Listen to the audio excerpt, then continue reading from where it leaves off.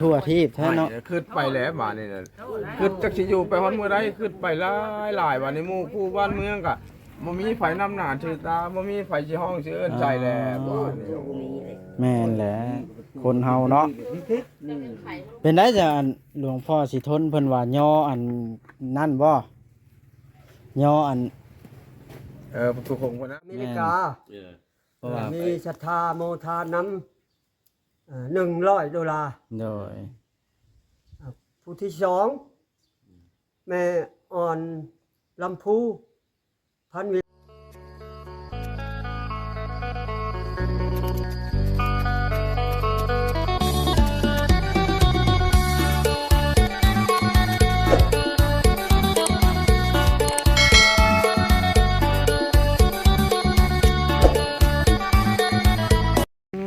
คนหลายอหลีนี่เนาะ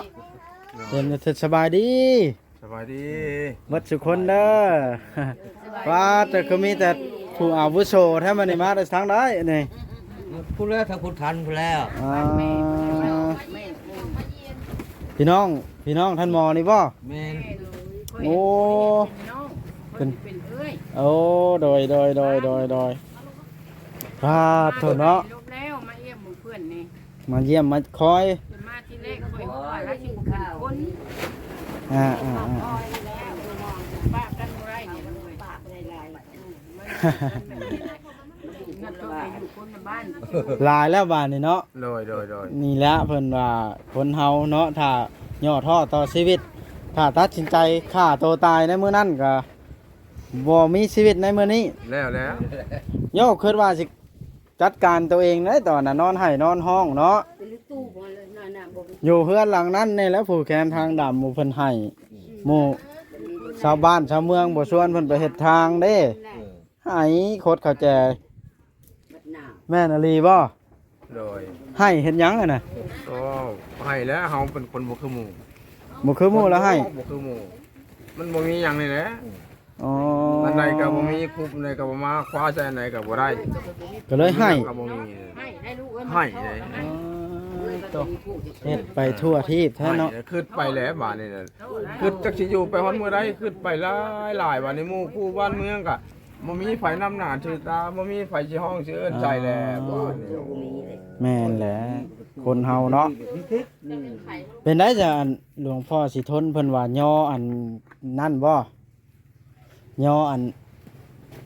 ประตูคงพุ่นนะประตูคงบ่เพิ่นย่อแล้วบ่ได้ไหนเจ้าบ่ได้ฮู้บ่เด้ไหนบ่ได้ฮู้แล้วของวานเนี่ยเพิ่นว่าไปบุญเพิ่นย่อแต่โดนแล้วแต่วันที่2ที่1ที่2พุ่นเด้เพิ่นก็มื้อนั้นเพิ่นก็บอกเพิ่นว่าสิย่อได้ตามที่ข้อยได้ยินนะสิไปถามเพิ่นซ้ำอีกจักสิแม่นมื้อใดครับเป็นมื้อใดแม่นเอามือกินโดกนั่นแหละเขาย่อเพราะว่ามื้อนี้น่ะมีอันผู้ใจบุญมาโมทนานำหลวงพ่อสิทนอยู่เพิ่นมาแต่อเมริกาพุ่นเด้โดยเพิ่นมาเที่ยวแล้วเพิ่นมาโมนำเลย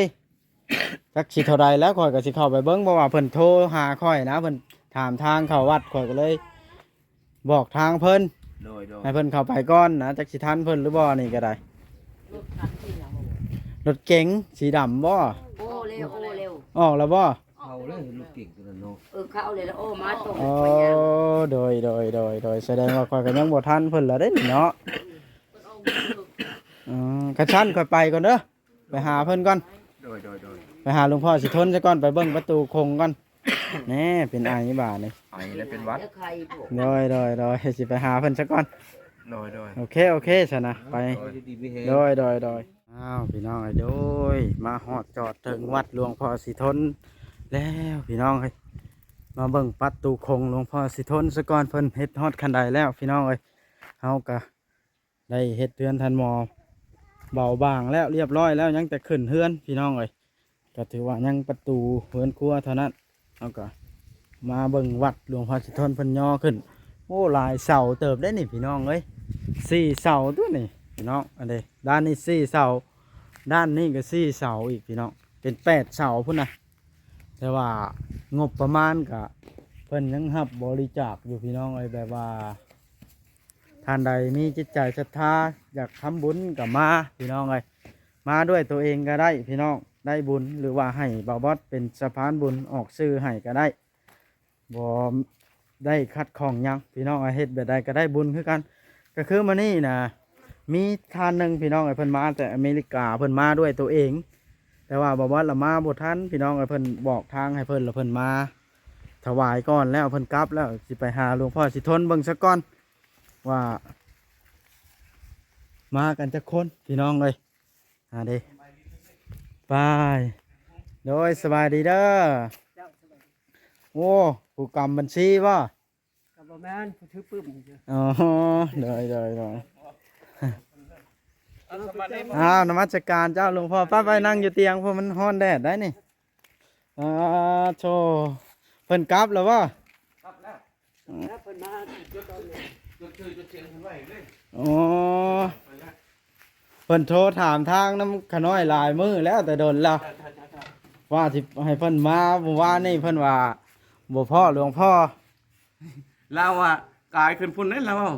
ถามคนเขามาอีกลูกเขามาในพุ่นสว่างไงวะ ขน้อย บุญวะ เมื่อวานนี่ขน้อยได้บอกแล้วได้ว่าหลวงพ่อบ่อยู่แต่ว่าเพิ่นก็อยากมาเบิ่งวัดเพิ่นว่า นั่นแหละ เนาะ นั่นแหละเพิ่นอยากมาเบิ่งวัดมันสะอาดคือว่าสะอาดนะเพิ่นว่าเพิ่นก็มาช่วยเรือช่วยยัง โดย ยังสิโทรมาใช่บ่ออดเอ๊ะเพิ่นว่าจังได๋ บ่าวบอสฉันเนาะ บ่ออดบ่มด ลุงเลย หลวงพ่อก็ได้จดชื่อเสียงเพิ่นไว้เรียบร้อยเนาะ ให้อัน ในโฮมเพิ่น ให้อัน ในโฮมเพิ่น แนวโฮมเพิ่นอ่านให้ออกคลิปให้อากาศฟังด้วยให้ชาวโลกเพิ่นได้รับรู้ว่า ให้เพิ่นรู้จักนึง เพิ่นมาจากชายหั้นนะ อ่านสิยับมาพี่ อย่าที่นกบ่ได้ได้ ฮะ เจ้าสบายดีเนาะก็คือว่าผู้ค้าก็คือแนวโฮมบ้านพลสว่างเนาะ โดย วัดศรีบุญเฮืองบ้านพลสว่างใหญ่เมืองอุทุมพรแขวงสวรรณเขตได้ศรัทธาสร้างประตูคงเนาะเพราะว่าความอยากได้ทั้งเฒ่าทั้งแก่ทั้งว่าครูบาอาจารย์นี่แล้วอยากสร้างใช้วัดใช้ว่าผู้เฮานี้แล้วก็มีศรัทธาเพิ่นมาประกอบในครั้งวันที่11 เดือนห้า เดือน5ลาวเนาะ โดยบ่ได้จดไว้บ่ซะ วันที่11นี้ผู้ที่หนึ่งนี่คือนางเกตแก้ว พันวิไลพร้อมครอบครัวนี่ เพิ่นอยู่ต่างประเทศเพิ่นได้ใน เพิ่น นั อง ยู่ เกต ส นี่ ห เนาะ รัฐอเมริกา เพราะว่า มีศรัทธาโมทานำ$100 โดย ผู้ที่สองแม่อ่อนลำพูพันวิไลบ้านท่าแฮนครไกรสอนแขวงสวรรณเขตมีศรัทธาปัจจัยเพิ่นกะโมทานนำกะ500,000 กีบ โดย ผู้ที่สามทานท้าวโพชัย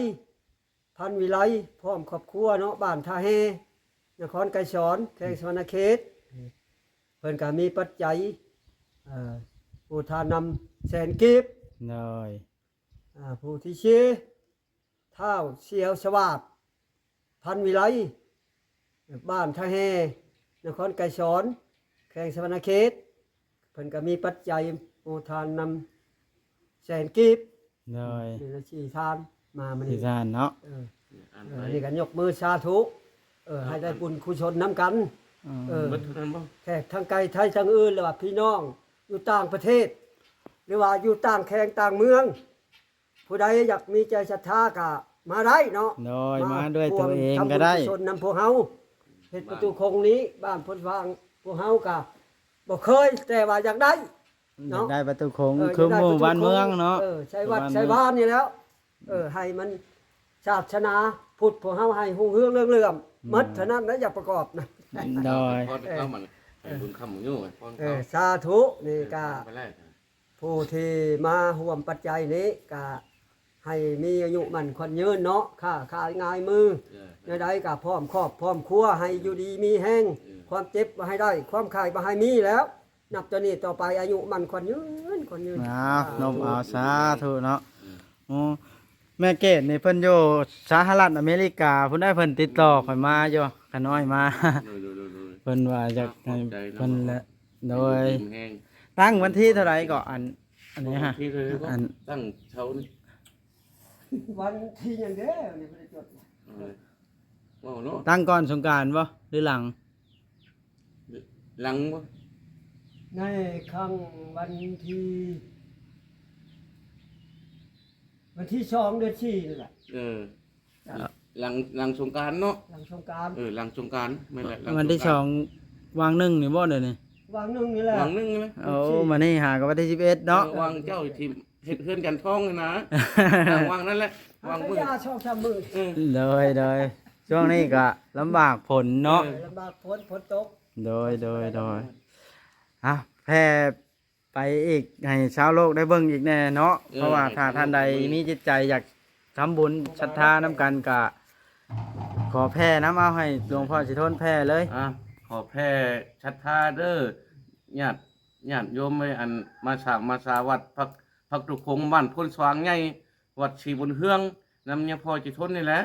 และเมืองกันพรแขวงสวรรณเขตอยากสร้างอยากสาพักตุคงอย่างมันคือบ้านคือเมืองเพิ่นเดี๋ยวนี้เนี่ยพ่อก็มาอยู่ได้ปีนึงอยู่พรรษานี่ก็ได้ปีพรรษานึงแล้วและภาพของคนตนสร้างสาพักตุคงไผมีจิตใจใช้ท่านำมาร่วมบุญกุศลนำเนี่ยพ่อจิทนเด้อขอเพิ่งราศีสุพรรณในอยากเฮ็ดพักตุคงบ่มีทึนบ่มีฮ้อนและอยากแผ่น้ำชาวโลกและไม่ออกไม่ตนและอยู่ใส่ก็ให้มาหามาหยังก็ ติดต่อมาบอสได้ ติดต่อบ่บดได้เด้อ หรือว่ามาด้วยตนเองก็ได้ มาด้วยตัวเองก็ได้หากติดต่อนำบ่บดนั่นแหละมันสบาย เนาะ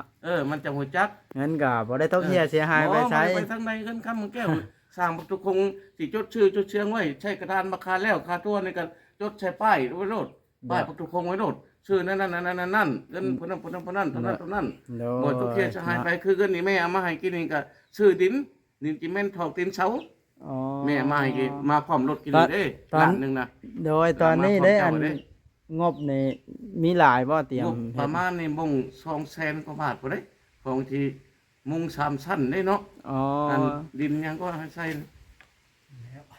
บ่อันนี้นะ ดินสิมังนะบ่ บ่อันหลังมันนี่สิมุงนี่ คอนกรีตบ่ คอนกรีต อ๋อ สามผ่ามือนะ โดย แท็กสีแท็กมาแล้วแท็กสีมุงแท็กสีแท็กสีมุงสีแท็ก อ๋อโดย แต่ว่าแม่เอารถมาให้ได้ไงแม่อยู่ดิมแห้งเด้อแม่เด้อ ใช้รถที่ อยู่เด้อ ไฟฟ้านะขี่อยู่บ่ ขี่มาอยู่แม่บุญคำบุญอยู่บุญสู้ มาจากสหรัฐอเมริกาเพิ่นได้หาผู้เอารถมาก็ได้ มาช่วยเด้อแม่เด้อปักดุคงเด้อยังบ่แล้วได้ช่วยลูกเด้อยังพอสิทนนี่แหละ ผู้เอารถมาก็เพิ่นไปแวะกินน้ำกินในเฮือนของขาน้อยอยู่มื้อนั้น โดยดีเลยชมเตย เอาแนวนั้นล่ะเด้อสันน่ะเนาะถ้ามีแนวใดขาน้อยสิมาสื่อสารเด้อ โดยเจ้า โด ขอเพิ่ ย งราชสุพรรณเจ้าแล้วมาให้มันแล้วมันทั่วได้ได้บุญนำกันไหน โดย ให้มันแล้วมันทั่วนั่นได้จะให้เจ้าพระสั่งภาษาอาศัยเจ้าแหละมวยป้ามวยทิ่ม โดยอันนี้ก็ แล้วแต่บุญวาสนาเนาะ ฮะพี่น้องเอ้ยเคเด้อพี่น้องคลิปนี้ก็ได้เนาะทางเฮาก็ได้มาหาหลวงพ่อสิทนมาถ่ายวัดประตูโค้งพี่น้องเอ้ยถ้าเกิดว่า FC ท่านใดเนาะขอแม่พี่น้องทั่วโลกก็ละขอแผ่บุญน้ำถ้าท่านใดมีจิตใจอยากเฮ็ดสร้างประตูโค้งก็ติดต่อทางบ่บอดได้เด้อพี่น้องเนาะยินดีเป็นสะพานบุญให้เนาะเงินก็ถ้าส่งมาให้บ่บอดแล้วก็บ่ตกเสียหายไปใช้เนาะส่งมา100 เหรียญก็คือให้ยัง100 เหรียญก็ได้พี่น้องไอ้บ่ได้ตกเสียหายไปให้มอบใบ100 เหรียญก็แม่นทางบ่วัดเองก็ได้มามอบ100 เหรียญแบบนี้นะพี่น้องทายให้ FC เบิ่งเห็นน้ำกันเบิดทุกคนทั่วโลกเนาะพี่น้องเอ้ยเอาโอเคพี่น้องเอ้ยเป็นรายการให้ FC ทุกท่านที่เขาเบิ่งเขาชมอยู่ดีมีแห้งสุขกายสบายใจเด้อพี่น้องโอเคพี่น้องบ๊ายบายเนาะ